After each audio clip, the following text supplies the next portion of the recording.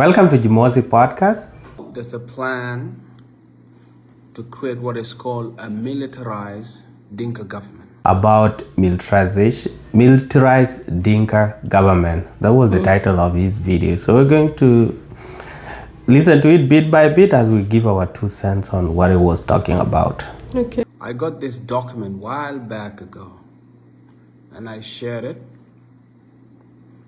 and it's written by Dr. Carol from Canada on how there's a plan to create what is called a militarized Dinka government.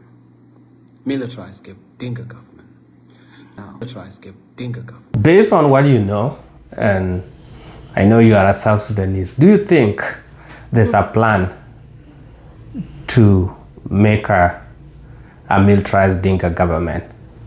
Based on what you are hearing, how things are going, do you think there's a plan to make just to have a military comprising of only the Dinkas? Yes. Nah, I don't think so. Mm-hmm. It's not possible. Like, we have 64 tribes, right? Mm-hmm. Out of 64 tribes, I know we might not be able to mention up to 10, but then that's can be another separate video. But the thing is, as much as we have some tribes that are bigger than others, mainly the Nuer and the Dinkas, we have tribes that are smaller, but still their voices are kind of heard and they are kind of represented at whatever level of government. Yeah, so I don't really think they can make a military comprising of only the Dinkas, because right now we know almost every tribe has someone in the military, because that's one of the easiest jobs or one of the easiest careers to venture into. Yeah. Because of low entry barrier. Yes. And then also, I think few weeks ago, the spokesperson for the army, who is a Nuer, the Sspdf spokesperson, yeah, released a document that were hiring that the Sspdf were hiring, I think, approximately 3,000. Yeah. And then they were calling for people to apply. So that simply means when such kind of information is put out, all the South Sudanese are invited. Yeah. If there was a plan to make only a Dinka militarized government, they would have not. They would have just go and say, individuals. Yes, say Jangule Dinkas, how many people do you have? Or Barkazal Dinkas, how many people do you have? Ngok, Abiy, bring your people. It would have worked like that with nobody, without being posted. Putting it like on the social media. Yeah, in the public. Yeah. So in this video, he's referring to a certain writer or an academia who is from Canada, and he's the one that wrote that there's that plan. I don't really think that's possible too. Yeah, so my question will be, where is that person living, the writer? Is the writer in Canada? What was the intention of his paper? Was he doing... Carol, I think, should be a woman. But when they were writing the article... Where were they? Where were they? Are they living in South Sudan? Or were they just doing the academic work? And when you choose a field to write on, you just have to prove your case that this might be the thing, even like when evidently it might not be the truth, right? Yeah. And also sometimes what I've come to realize on research, since my background is in a lot of writing, mostly people don't just come up to a definite conclusion. They'll take samples, let's say a sample of 1,000 people, and then go down, okay, how many of these people are Dinkas? 600. How many are Nuer? Maybe 200. And then the other tribes, you break them down like that. So just by virtue of having, let's say, approximately 600 Dinkas in the military, doesn't mean like 10 years down the line, we're going to have a fully Dinka military. Yeah, it's just kind of, it's like guesswork, because you are kind of drawing, because when you do a research, you have to make a conclusion, right? Yeah. And your conclusion would kind of favor some of the particulars of each sample or each part of the research, what you were focusing on. All right, so let's continue with this. A lot of people rise. We have an army, a government army. When you have the government army, it's pure. There's a specific army that is just Dinka, completely Dinka. Then you have the allies that are taken, which are the Nuer fighters, whom their general are hired and given money to be part of the government. Then you have maybe the Shuluk army separately to be hired to work for the government. So basically there's no unified army or unified police.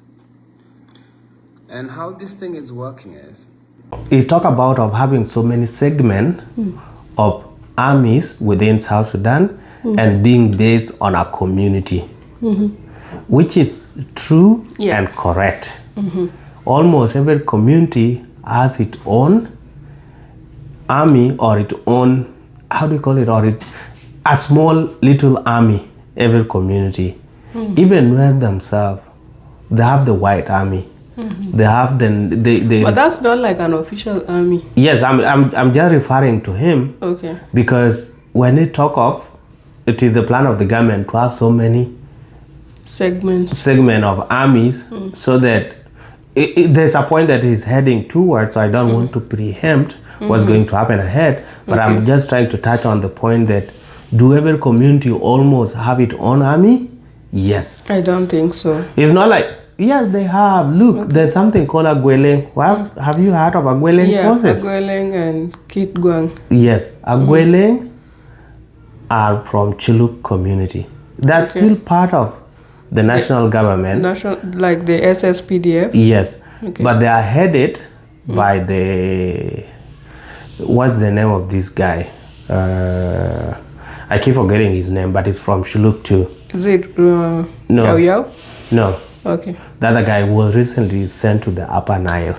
Okay, I don't know. Yeah. And then also there's something called a Bushok is another. And then there's Tiger Division, they call it a presidential guard. I was actually thinking about Tiger Division. That's like one of the sections of the army that he's trying to insinuate is purely Dinkas, of which it's questionable. Yeah, we can. Yes, there are some Dinkas, but most likely there are other tribes in that too. Yeah, and we can talk about Tiger Division next time. But almost every community have its own, even if they look like part of the national army. They sometimes they brand themselves as a community army, and this is something that the national government should work on. There should not be all these small titles that are given to every small armies that are being formed, and it's due to insecurity that the national government has not been able to manage. So that part where it's talking of that, yes, is true. But the only part that I do not agree is where he said that Nuer generals are bought. I totally don't agree with that. That the army generals are given money, and then they'll kind of advise their juniors and their community to partake in these operations, government operations. No, I was talking of Nuer generals being corrupt or being bought by the government. So when they go to the Nuer land, they talk to a specific, let's say, a group of Nuer and say, no, government is good. That you should not do this. But to my knowledge, some of these individuals that are still big general in Kir government, these are people that have been fighting since 1987. So they are not being bought out by anyone. They're just being promoted like any other high-ranking military. So to me, I don't see it as a bribery, but to some of them, they see these individuals that might have not joined the community-based army as traitors or sell out. That's how I interpret what he just said. I agree with you on that. But then he also needs to think about these generals being part of the government, right? You cannot bite a hand that feeds you. Also the same thing, like if it's not for countries like Africa, but even in Africa, in most countries, civil servants do not gaslight the government. You don't talk bad about the government or whatever services that are not being delivered. You kind of beat around the bush, and it's up to whoever is asking you questions, like the interviewers or whoever is listening to you, to kind of make their own conclusion. Yes. But you cannot say the government is not doing A, B, C, D. You try as much as possible to say what else the government is doing apart from what you're being asked. Yes. So you can't really blame the generals of trying to sugarcoat or talking nice about the government to their people. Yeah, that's true. What you said, you don't bite the hand that feeds you. And especially every government, all the civil servants, they are all advised not to talk ill of the government. Like It's you not can't allowed. make any comments because Yes. you're not the spokesperson of whatever organization you work for. Yes. Yeah. But once you come out, you become a normal citizen that's out of the government, you can speak whatever that you want. But so long as, so these individuals or few of generals that are from Nuer, I can't blame them for not calling out government. They can call out like for the sake of, if they talk, when they want to talk about the national security, they will be referring to the whole country. But they should not be like pointing out to their own section or their own region. It will be like you are taking side, right? And you are supposed to be for the national government. Yeah. One of the great advice that was given to Kir before, in his fears, he had an advisor called Tut Khair. And what Tut Khair told him, I want to teach you how Sudan used to govern itself before. And how to make this happen is, we have to make sure anybody who want to come to you have to eat in your hand, basically in his hand. So which means, and how did that happen? That's when now all the money, a lot of South Sudanese think the oil money belong to them. But the oil money don't belong to them. When the money come,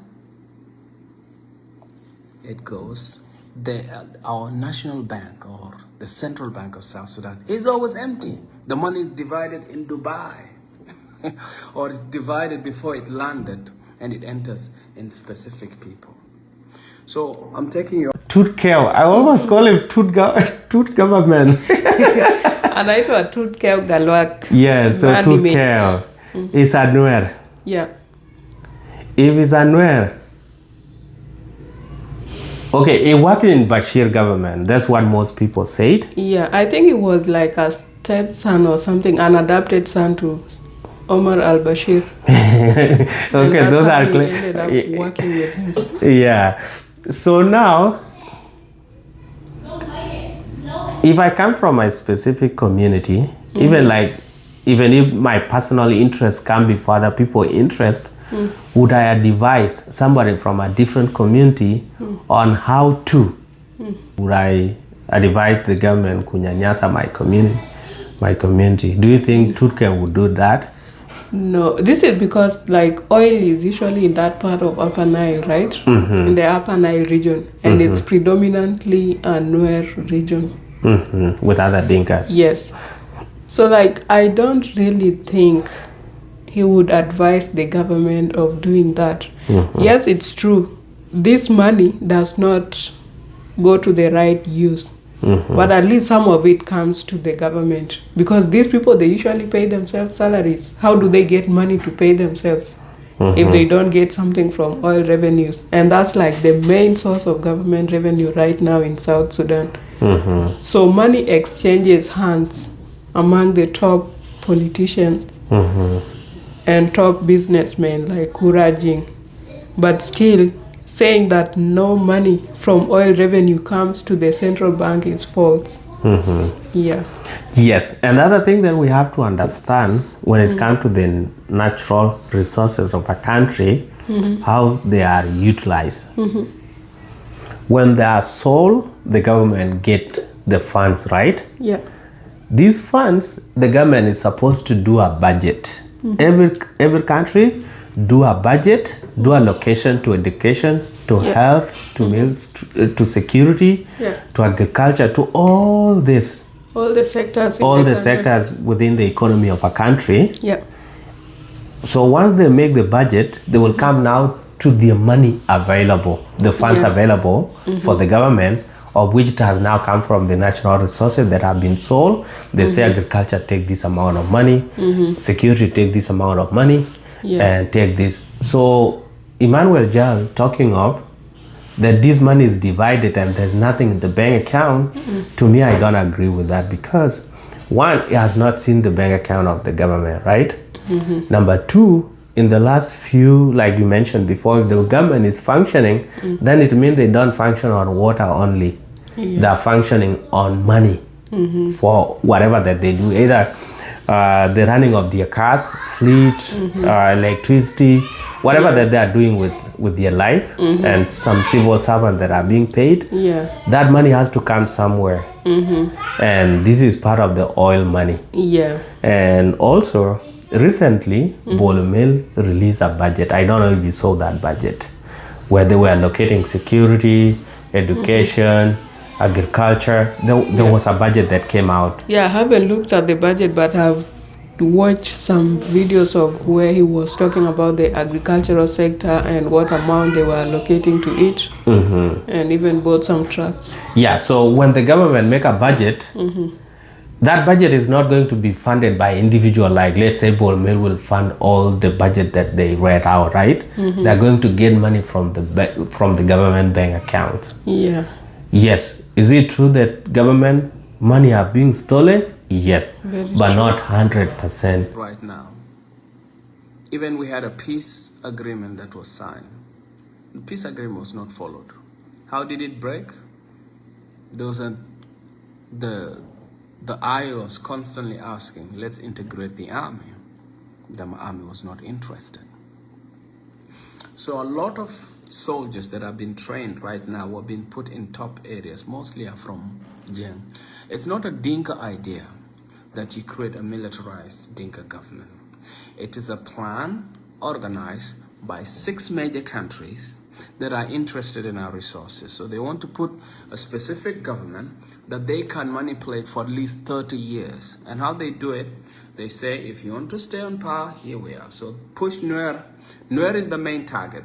So destabilize Nuer, and all the Nuer areas, we're going to have government army, but not going to be Nuer, it's going to be Dinka in every territory. So they've turned Nuer against themselves. They got the Nuer neighbors to fight along him and all of that. So break down the Nuer, so they go and they become in the refugee camp. So let's start with the peace agreement. Is it being implemented? Not fully. So that part we agree with him. Number 2, 6 countries working on this militarization of the government to be a Dinka-Only. And it has been said, make the Nuer the antagonist. If you have read the article, and now he knew the plan, why not talk to his community? Why not share the article with his top general and say it? Based on the article, or based on these countries, what we are being pushed into is the agenda. And they're making us to feel like we are fighting for ourselves, but it's just making us fight against the government that's going to make us to be left out of the government services and resources in the future. Can we please ignore all this and join the government and see what these 6 countries will do? And also to add on to that, the idea of why we have this military that is not unified, also you can blame someone like Riek Machar, because when there was that war in 2013, they broke out, right? So many people, and then I feel like he kind of played the tribe card, and that's why a lot of the people who followed him are from his community. So that's how you end up having, like, there are some Nuer soldiers, and then there are these other, let's say the Sspdf soldiers, which comprises of mainly the Dinkas because of the population, the numbers, and then other tribes within it as well.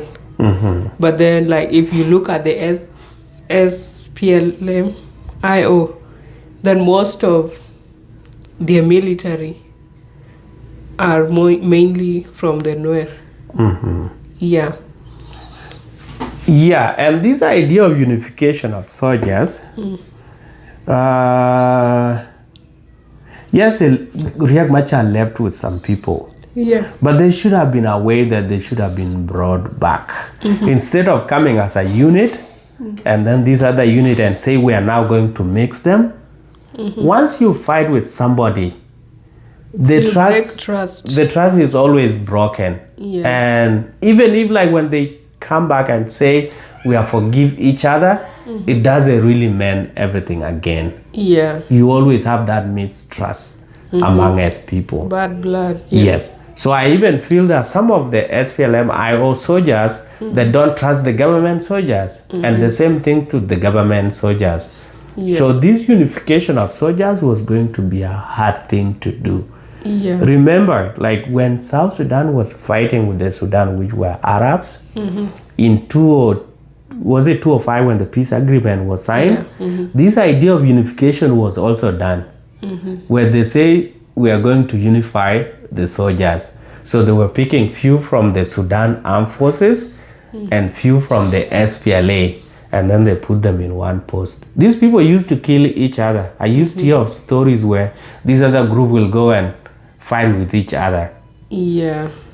Because Until there's distrust. Like, you cannot fight for 21 years and then behave like everything is normal. Yes, until it reached a point that these Sudanese armed forces were moved back to the Khartoum regions.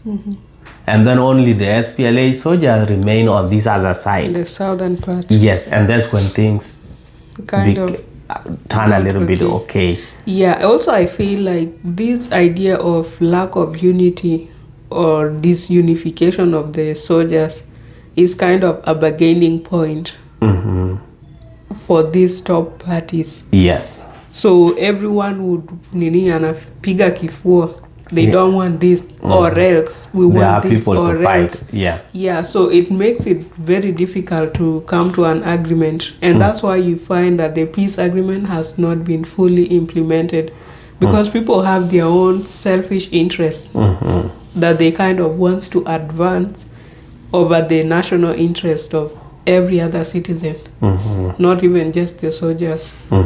So this is not something that you can only blame, let's say, the Dinka government, as they say it, simply because we have a Dinka president. But if you look at those top ministries, they are not just Dinkas.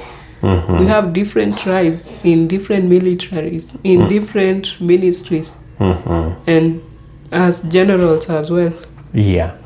And then also, my idea of unification of these soldiers, because at one point, they have to be together.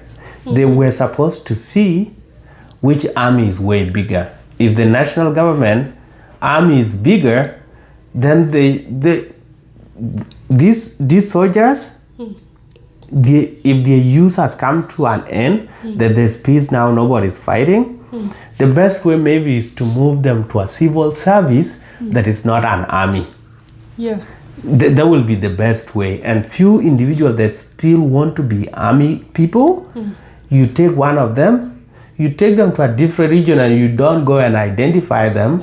These are IO soldiers. Yeah. You just say this is one of our new recruit is going to be part of us. So that when they join that part of the army, nobody knows that it's from the IO or it's from the government. Yeah. You see? That way, it will reduce the enmity that has been growing on and on and on.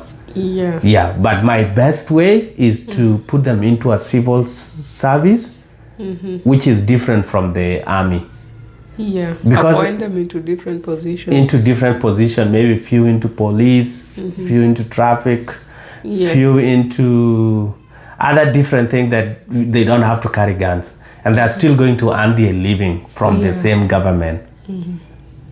But saying put them as soldiers, no. It's a bargaining, like you mentioned, it's a bargaining power for some of those individuals that control them. Yeah. Either it is government or is the IO. It was not a good idea, and I don't think it will really work. There are so many South Sudanese, so a group of individuals can just be disbanded, and then the government can just hire from the public afresh for its soldiers. You know why it's difficult to disband them is because even if you disband or dismantle the entire group, since they have the military equipment, they can come back as rebels. Yeah. Or like they can easily stage this ambush and ambush people by the roadside. Yeah, because right now we always hear of this car was attacked, this number of people were killed. Sometimes you find that only Dinkas are killed in some instances. Sometimes you find only Nuers. One community is fighting with another community, and before you know it, people who are assumed to be from that community are targeted. They are targeted from civilians traveling by road. Yeah. What's happening is yes, as the Nuers are being pushed to the side with the allies that are fighting along the government, there's like 15 rebel groups, 27 rebel groups that have been hired by the government of South Sudan right now that are happening to do the ethnic cleansing in Nuer territory, plus 15 countries backing. Is it true that there are 27 army groups that are fighting that have just been employed to fight the Nuer? No. It's not possible, but yes, there are so many rebels. Yeah. You know, there's a comedian called Feel Free. Yeah. He has his own army somewhere fitted. About many 30 people. 30 people. That's what I was thinking.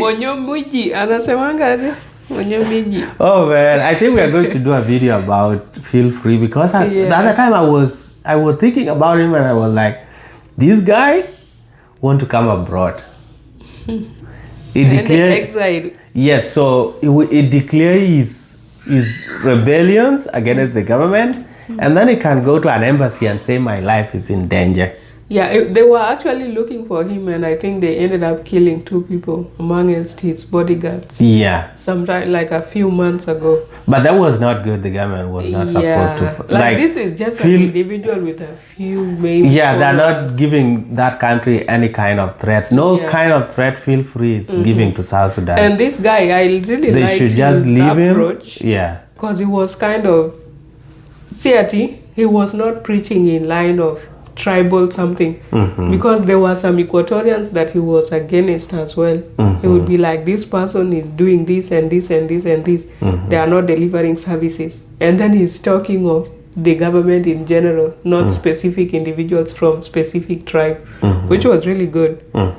Yeah, at least if you want to come up as a leader, stop targeting a specific tribe, because you might have people who might like your ideas from that tribe, but because you are instigating against them, they will kind of push back.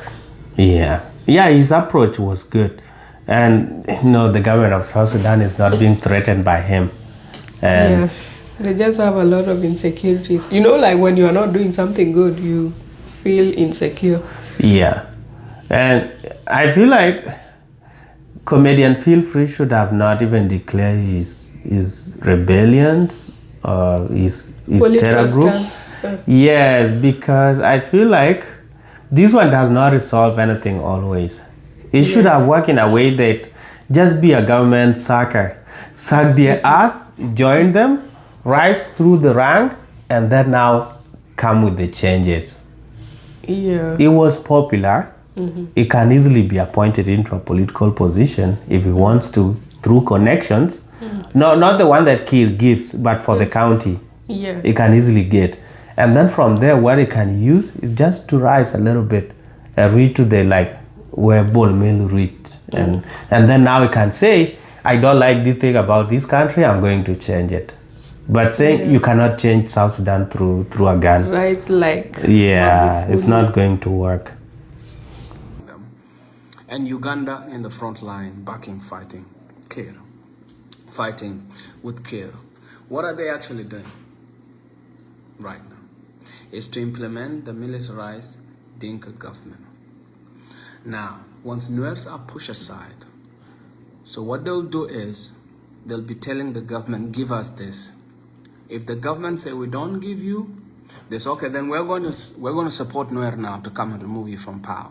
So what they do, I'm giving you a case, my case, why I'm saying like this is militarized tribal government. I had like these countries that is accusing of, the 6 countries. One of them is Uganda. No, they're using Uganda as one of the, but Uganda is one of the group that is being used to fight Nuer based on his claim. But the 6 countries are European countries. Any countries that are abroad. That is according to what he knows. So that they can tap resources. Now, when the Nuer is put aside, they will be saying we want resources. Anytime the government say no, they will say, okay, we'll sponsor Nuer. If we know all this plan, then why are Nuer accepting this thing to happen? No, like, and they know where they are being pushed into. I feel like Emmanuel is kind of trying to play into the white army scenario. Because recently we saw that there was that fight, right, around the Nasser region in Upper Nile, Nasser and Ulang counties. And what happened was the fight between the Sspdf and the white army. And they actually ended up killing one of the Nuer women who was working with the Sspdf, the mother to Keideng. Yeah, there were other Nuerians among those people killed. It was not only her. Yeah, and other people. No, I'm just highlighting it because she has a famous son as well, right? And the son was also kind of doing the same thing that Emmanuel Jal is doing now, speaking or preaching so much against the Dinka. But then if you look at these things, it's not only the Dinkas who are going to lose, or it's not just the Nuer. This is something that's affecting everyone. And how the government ended up bringing Uganda to the Uganda UPDF to fight with the white army, that's another story. But then this is like trying to curb these rebels so that they don't spread insecurity to other parts of the country. Let's all be honest, everyone is tired with all these fights. And insecurity. You cannot travel within your country. Even if you have a car, you can't just drive from Juba to Bor or Juba to Malakal without considering like, will I be ambushed along the road and stuff? Because we have a lot of enemies on the way. Yeah, my point was, based on what Emmanuel was saying, that the plan is to put Nuer to a side, and these people will now loot with the government. They will now loot resources, and if the government realize and say something, no, we don't, you guys are misusing us, we want our resources to be used properly, then they will be told, we are going to support Nuer to destabilize your government. If we already know this plan, him, as Emmanuel, already knows the plan. He can just go and talk to his people and say, we are being used, or this war is being created so that we are pushed aside. It's not good for our country. And whatever that we are fighting is not even good for our region. Yeah. Because in the end, we are going to be pushed aside, and then in every fight, we'll be used as the opposition. And this one is going to hurt our region or our people at large. And if Nuer have the information that they are being misused and they are being put into opposition, they can just avoid it and let other community choose to be the opposition party. It doesn't have to be them. It can be somebody else. Yeah, like why would it be specifically Nuer? That's not any other tribe in South Sudan. Yeah, other 62 tribes that are apart from Nuer versus Dinka. Yes. Why is Dinka not being used? And I think Dinka is like the largest actually, followed by Nuer. Yeah. Because if you target the largest group, then you can easily destabilize the rest, right? Yeah. And then you'll have dealt with the main problem. Yeah, this one doesn't make sense. In Juba, my own land, and I put my brothers there and I left. Imagine what? A Dinka captain came and took my house. It just took it. What do?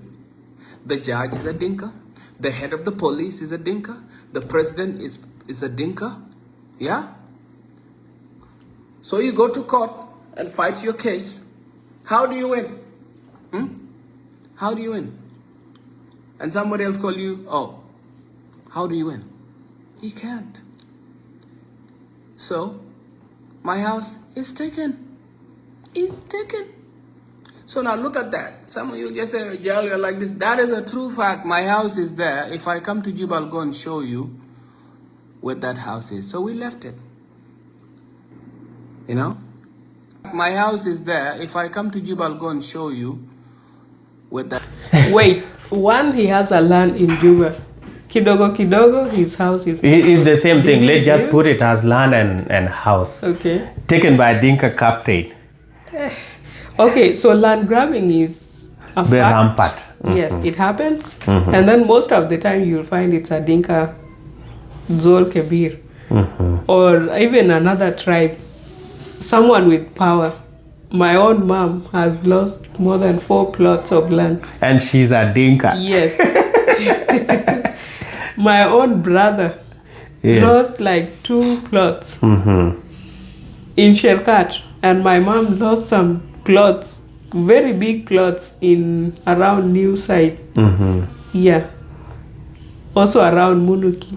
Like she followed that case for more than 2 years, from 2011 to around 2013. Never got resolved. Then she stopped. Yeah, it was wasting her resources because she used to have a shop that she was operating. Yeah. She would close the shop and go to Bilpam because she's dealing with a big person in the soldiers, like in the army.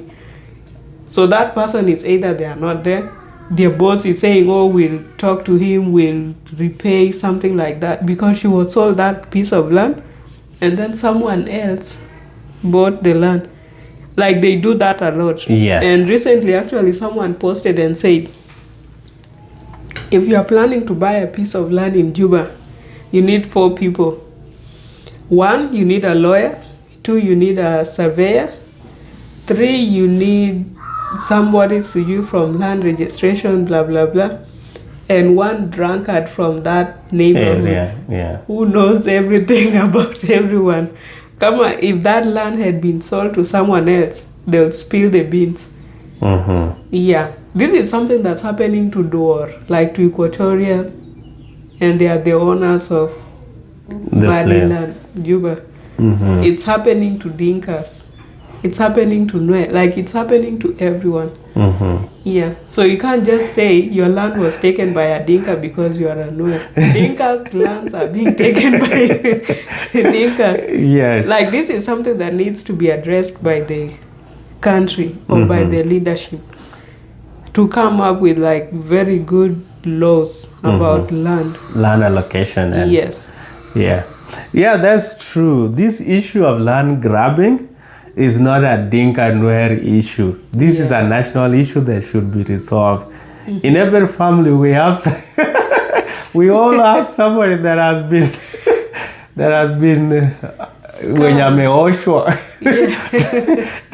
that has been cleaned by this, from people from the same community. Yeah. Because the same thing to my brother was done by the same Dinkas. Even from Jungle, we speak the same dialect. They took his own. Yeah. And we tried to call community people, come and sat down. It was a long story. He was given another land in the bush. And that's probably not their land. Yes. So this issue of land, Emmanuel, your land was not taken because you are unaware. Yeah. It's a national issue that need to be addressed. And then also, when they talk of all these individuals that I say, the judge is a Dinka, the top lawyer is a Dinka, the president is a Dinka. First Vice President is Anwer. Taban Dengai is Anwer. The Minister James of Hood, yeah, and any public service is yeah. Anwer. Angelina Teng, the Minister of Labor, is Anwer. Labor, so I see defense. She was moved from defense. Okay. She's Anwer. There are so many Anwer in the government. Of petroleum. Yes, Port Kang is Anwer. Yeah. The army government spokesperson, Lulu Sspdf, is Anwer. There are so many Anwer holding powerful positions. The governor of Jonglei State is Anwer. So it's not about who's at the top. This is a national issue that need to be addressed. Yeah. It cannot. No, you are blaming. No, you just brought like in Dinka for no reason. He's trying to drive that point of the militarized Dinka something. Yeah. So like everything, the conclusion must be Dinka somewhere. But anyway, some of you that will see, put it in the comment section, some of you might have had this issue of land grabbing. Dinka with a Dinka door, Equatorian with so many things. Yeah, let us know if your land was grabbed. How did you solve that issue? Are you still going to court to meet Dinka judges? Yes. Or did you get like a replacement? So that we can also know how to go about our stolen pieces of land. Yes, or you even gave up. Yeah, because I know somebody else that they also got messed up in this land issue. There are so many examples, and it was also between Dinkas. Now, we left the house because if you take your lawyer, you go to Bill Palm, let's say, and open up a case and fight. Who's the top general? Monjang. You go to the lawyer. Who are the top lawyer there? Monjang. You go to the judge. Who are the security? And actually look at it. At night, when you go to sleep, you are guarded by one tribe when you're going to sleep. How dangerous that is. But now you tell this to somebody who's eating, who's enjoying the money right now, a South Sudanese who's benefiting from this situation. They'll curse me. Whether they are Nuer or Shuluk or Dinka, they say, Jal, you are tribal. No. Those are one. But some... Me as a Dinka, I'm not benefiting. My father fought in war and even died for the country, but I've never tasted, not even 1 pound. Yes. No, the thing is, he said he's going to open the case at Bill Palm. Bill Palm is the army headquarters. Cases are not open at the army headquarters. He's just trying to make it look like this is Dinka things. Yeah. Cases are open at a local police. Yes. You don't go to Bill Palm to open a land issue. Dispute, yeah. Yes. You don't just do that. That's like a civil case. It's not even criminal, right? Yes. Yeah, actually, even Ariel Kudum had an issue. She was disputing one of her pieces of land. She had even started building in it. And then someone, I think, from even in-laws from Bargazal, they were having like another general. Yes. But she stood her ground. I think she ended up winning that case. She went live. Yeah. That's what she was constantly going live. Yes. And because she's a Dinka, okay, so she cannot say this is a Dinka. She was saying like even the name of that person. She's a Dinka with a voice. Yes. See, if she was just a regular Dinka, the army general would have just taken that land. Nothing would have been done. So it's literally an issue of unprofessionalism. Yes. And then when you buy land from someone who's untrustworthy, these people, the brokers, are the ones who are bringing up this problem. Because they just sell a piece of land. I think we even know someone who even started building and then someone else came. Yes. Because say the land belongs to them, and it was proven it's their land. Yes. So like when you buy something, you need to get the registration, get the title deed, and make sure it's like legit. And you start building right away. Because if you leave it as an empty piece of land, my friend, you are going to have cases. Yeah. you'll find that piece of land has been sold to 3 other people. Yeah, and every time you go, it's crazy. Yeah. And then you need to have someone around. Okay, Emmanuel said his brother was there. But then you need to build something. Build a structure and let people stay there. Because if you build even a fence, there's someone who will be checking it. If 1 year goes and nobody is around that premises, then they sell us. They'll sell it and say, oh, their finances were likwama, so they want to go and build another plot of theirs somewhere. And we call it Mchezo town. These Mchezo town are very common. Town games. It said that people are going to call him tribal. Yeah. I cannot say Emmanuel is tribal, but you're just trying to build a case that is going to look like a tribal at this point. Yeah. There's no need of singling out a Dinka as a community. Yeah. The issues that it has just highlighted are common issues in our society. Yeah. And it should not like pinpoint them to Dinka-Only. Majority of the people might be Dinkas in his cases, but it's not a Dinka issue. It's even better to just specify the person who did this to you, right? Like what Aya was doing when she was disputing her land. She would even display her papers and stuff. Yeah. So like if something is rightfully yours, then go head on with that other person and see how to progress with the case. Yeah. Someone with a hungry belly, who's not benefiting, who's outside, or who has his money on his own pocket, would probably see what I'm doing. Would offer here. I'm not a tribal person. But if you kill my people, you discriminate us. What do you expect us to do? What's the natural thing a person do? Yes, what will happen from now on, because there's been a plan in place that is being implemented, and there are people supporting that plan to happen. So the government is heavily armed. They arm their tribe. They have the money. They get the ally. What is the target? Is to exterminate Nuer, destroy them, break their DNA, break their backbone so that they can submit, which is a form of manipulation that is happening. Now, where I come from, so what I'm saying is, do you think there's any part in this world where a group of individuals can be eradicated from this part from the world, like targeting Nuer and saying we are going to eradicate them? It's not possible. It's not possible. Yeah, because people keep on giving birth every day, right? So, and they don't stay in one place. In fact, there are Nuer in Juba, in Jonglei, in Unity, in Barel Ghazal, and in other parts of the world. Yes. So how do you go eliminating them? Yeah.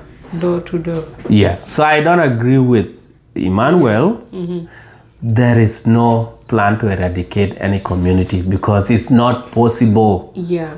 And even when we were fighting with the Arabs, I don't think if they had plan of, like they were just fighting for the sake of fighting, but I don't think they really thought that will eliminate all of the South people. Yeah. Because some people were outside the country. Machar did the same in 1991, but he did not kill all the Dinkas. Yes. And then Dinkas don't keep on screaming the same thing because this happened. Of course, some of us lost our close relatives, right? Yeah. Like my grandfather was killed during that. And that doesn't mean now I can't speak to a Nuer because simply they are from the Nuer, which is the tribe that did this. The only person that I died mentioning is Riek Machar. Because if it was not for him, then they would not have come to attack the Dinka Bor. Yeah. Yeah.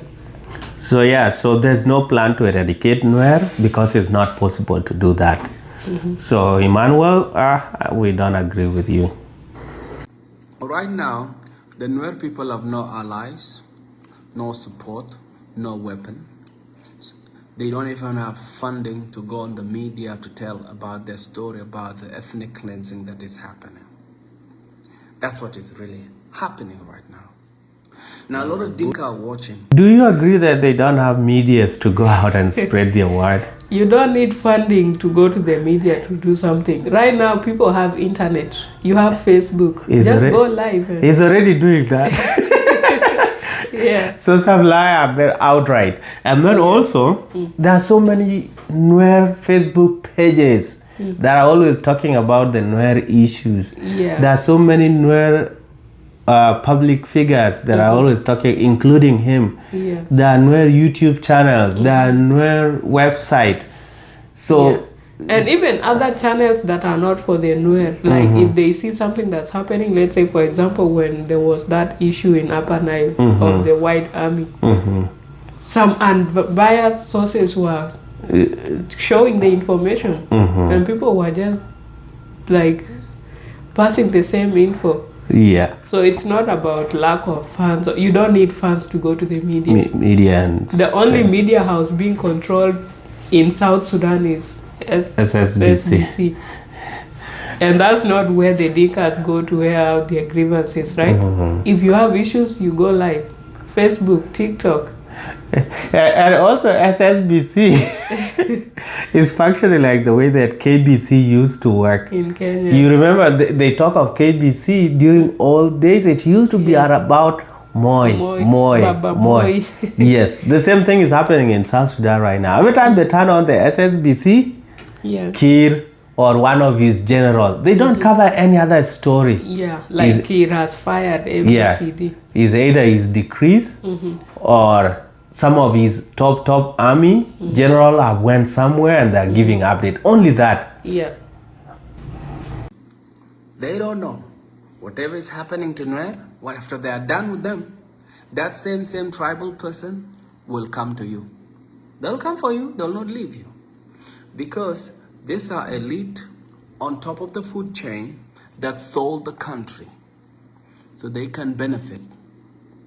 In an idea, if you want to get away with murder, you create what is called a tribal war.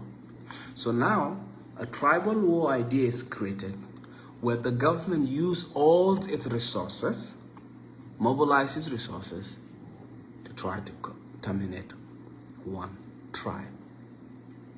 Even the Shuluk were mobilized to go to Nuer land and do what they can. The Murle were mobilized. The Dinka backing them. The rebels from Sudan were backing. And then other rebels from other countries. All of these different countries have been given money to keep quiet. The media has been... So even if there was a plan to fight Nuer as a community, would you support that? No.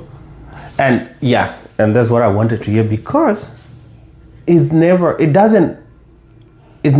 good and doesn't make any sense. Because look at this way, this type of conflict where you say this person is the bad person, it doesn't always end there. Once that fight is over, you come create another fight among SU, and then once that fight among SU is done, you move down. And that's what has been happening. Before 2005, it was we Junubin and as Arab, we don't like each other. We fought. That one was done. We became South Sudanese. Now it's Nuer and the Dinka. When that Dinka thing is done, is Bor and Barkadel. When Barkadel is done, is Atoy and Ga. Is Tway and Bor. It come down up to your family level. That's how conflict move. So nobody can ever support any kind of conflict that single out any community, because those individuals that's always spearhead such kind of conflict, when that conflict is done, they always come and create another one. Yeah, it's like when you are dealing with a troublesome person, right? Yeah. They'll always have issues with everyone. So if, let's say, for example, there's a conflict and then that conflict ends, and there's one person who's always at the center of every conflict, then you know obviously this is the problem. Yeah, it was never about A versus B. If B is always the constant, then you know this is where the problem lies. Yeah.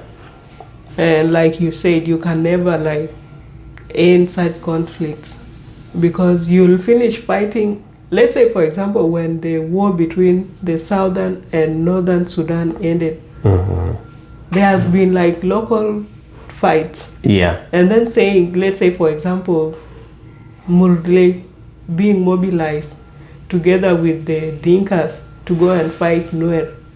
It doesn't make sense because the Murle themselves and some sections of the Dinkas have always been fighting. Own internal conflicts. Yes. So how do you now make them unite to go and fight another community? It's not possible. Every community, even amongst the Dinkas themselves. Yeah. Different sections of Dinkas usually fight either because of water resources, fishing grounds, cattle raids, all those things. So those are normal fights. I'm not saying they should be normalized, but they have become like part of life existence. And there are things that date back to 1900. So it's nothing that you can really abolish at any point. Or make it look like it's a tribal thing. It's not. And even the Sudan itself, after we left, they are now fighting among themselves because their main enemy is no longer there. They had to create another enemy among us themselves. So, and that's how conflict is. Vote off not to report all these atrocities that are happening. But you know what? This is all gonna happen and it's gonna be over. It's just gonna find it. You'll finish what you can, but the survivors, when they get hold of what they can, even Uganda won't stop them. That Juba will fall. All those other areas gonna fall. It's just a matter of time. Just to look at our country. If the Nuer community or the Nuer army were to become strong and maybe captured everywhere, including the Juba, it also collapsed, do you think there will be a country? Because they will come as a community. Now they have chased everybody. They are the only people living there. That's not possible. Like even countries that are war-torn, let's say places like Iraq, Iran, there are some places that are still livable, right? Same to Israel, same to Somali. So this idea of this section will capture everyone and then they'll turn the city upside down, it can't happen. If Juba didn't collapse in 2013, then it will never collapse.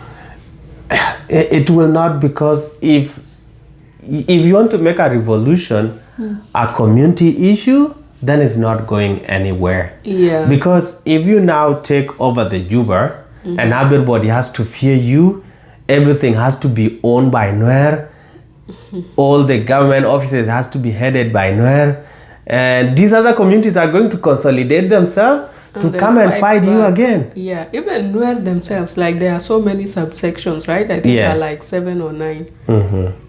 All those subsections, they'll also have internal feuds. Even right now, they are not all united.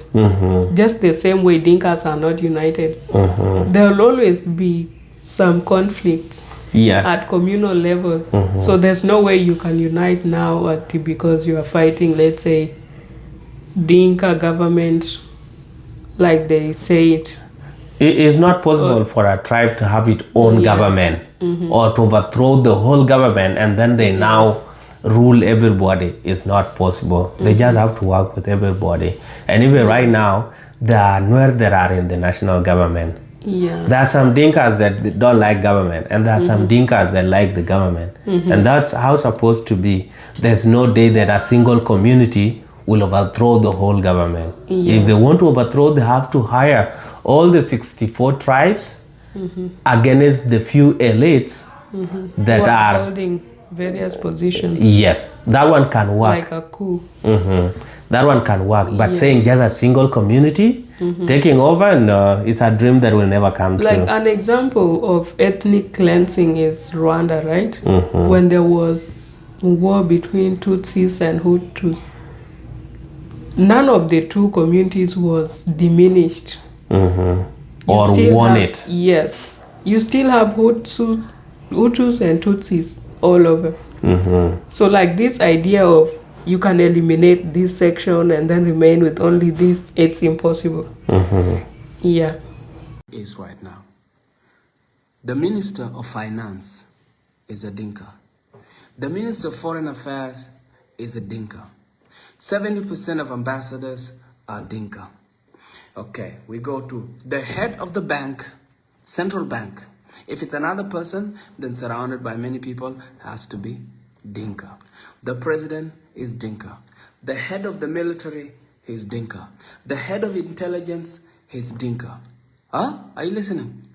The head of the petroleum, that is to manage everything, is a Dinka. So now, some of you are going to say, Jal, you're traveling. Look, what is that? Every important position where something can be benefited is Monjang. Okay. I need to move back to South Sudan and become someone important. Yes. There are some ministries that you just mentioned that are not headed by the Petroleum is Tanwe. Yes, and then even the Ministry of Foreign Affairs, it was headed the other time by Lumoro, right? The time that he had some issues with Nweru when he came out and issued a certain statement that did not go well with them. Yeah. It was in the foreign ministry. Right now, I think it's even Moindor, like some. Yeah, so it has been moved. Right now, it's an Equatorial guy, and even the central bank. The central bank, they also changed things. Yeah. So I think it was sounding like. Recently, it was two Equatorians. Yes. Like Ohisa Johnny something and Addis Ababa. Right now, Ohisa has been demoted and then Addis Ababa is the chair, like the governor. And that person is not Dinka. I think he's an Equatorian. Addis Ababa something, Otto, I think. Hey, Emmanuel Jal, if people were to cry of this is only this community, we can even break it down and say it's only Barkadel.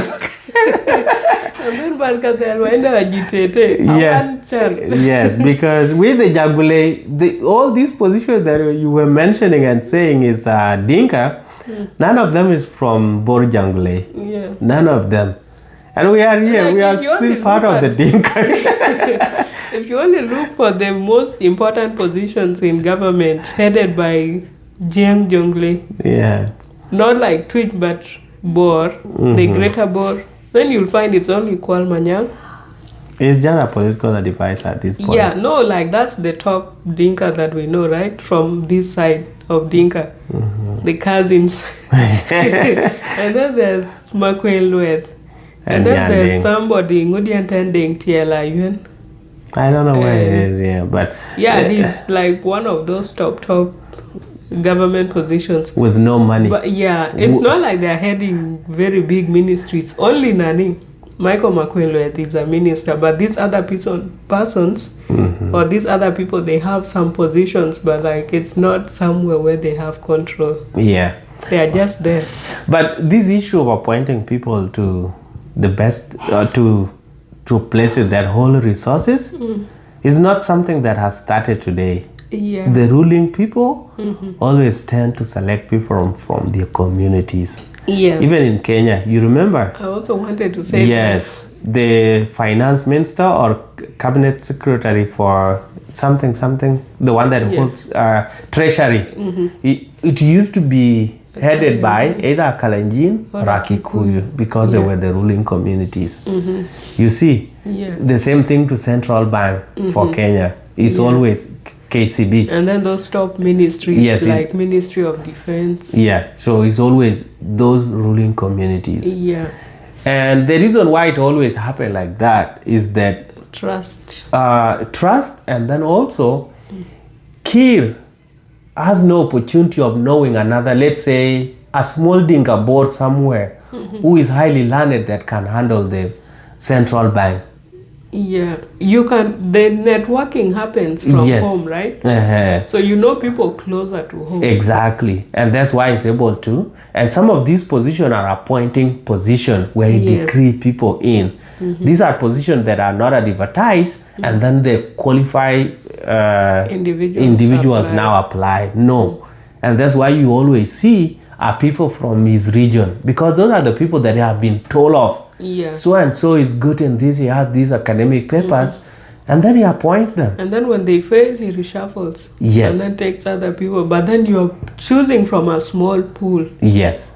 because you have not interacted with. But it has not. figures. It does not have that opportunity of knowing a lot of board that are on this side that have that opportunity. But if some of them, yes, it's either you talk about yourself or your work speak for itself. Let's say you are working in a private sector. Let's say you are working with the Kenyan banks that are in South Sudan. Yeah. And you rise properly, that everybody knows you in the banking industry. Yes, it will be easy You'll for have him to chances know. of Yes, being on the spotlight. exactly. Yeah. Well, So it's tricky. it's really hard to blame Kir, Yeah. but he also need to be open-minded. This Dinka privilege has to locate us. Some of us are suffering. Hey, work on your resume. I will go and look for Kwal Manyang to take it to the president. You have connections. I will look for him. I'll go and camp at his compound and say, Kwal, I have a learned lady here. She has best resume. Can you please take it to the president? Yeah, and there is a handle Ministry of Foreign Affairs and International Relations. The problem with the South Sudanese people, Yeah. especially when they see ladies, they want to eat them first before they connect them. That's the problem with them. Now my work will speak for itself. I will be a big person someday. I'm still young. I'm still children. Okay. In fact, us being under Arabs is much even better than us being under Kir right now. During the Arabs' time is much better because they never use chemical weapons on us like this. Do you agree that being under Arab was better No, it than was being like under worse. Kir? People were See, being what- people were being treated as slaves. Yes. That's number one.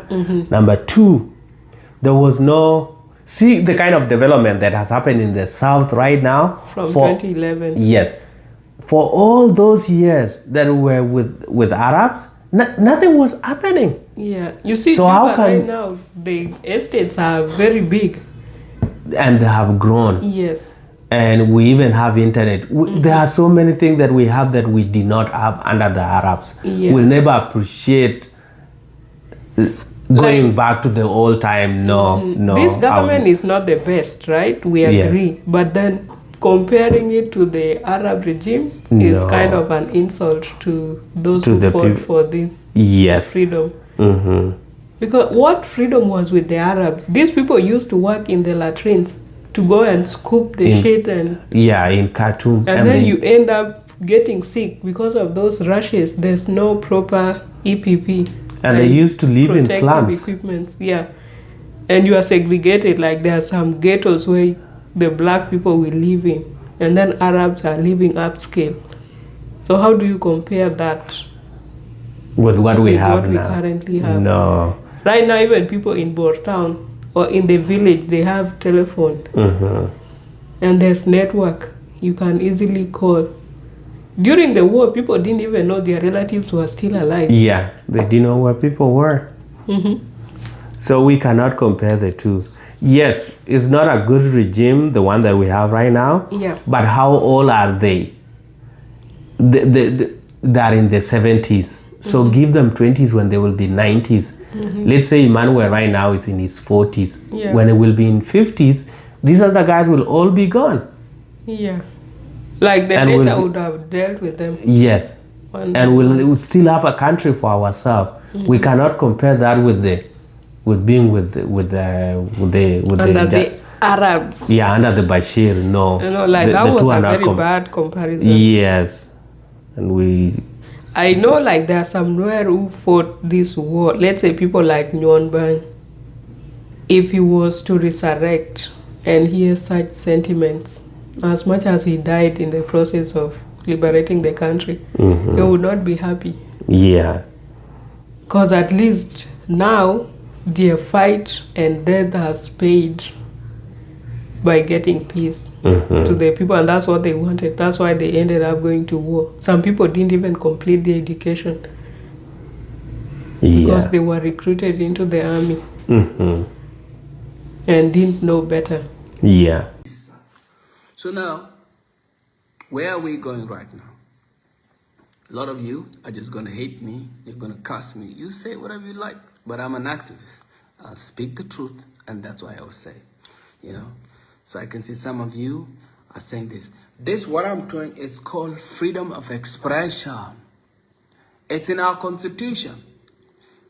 But I'm not allowed to exercise this in Juba, but I can exercise it anywhere I am in the world. So him, it's speaking up, it's okay. He's allowed to have his opinion. And we should not like try to judge him or try to say, oh, Emmanuel is bad. No, some of his statements that we're making, some of the sentiment are not true. Some of them are biased and some of them are correct. Yeah. And South Sudan, in their constitution of 2011, there's a freedom of expression. Yeah.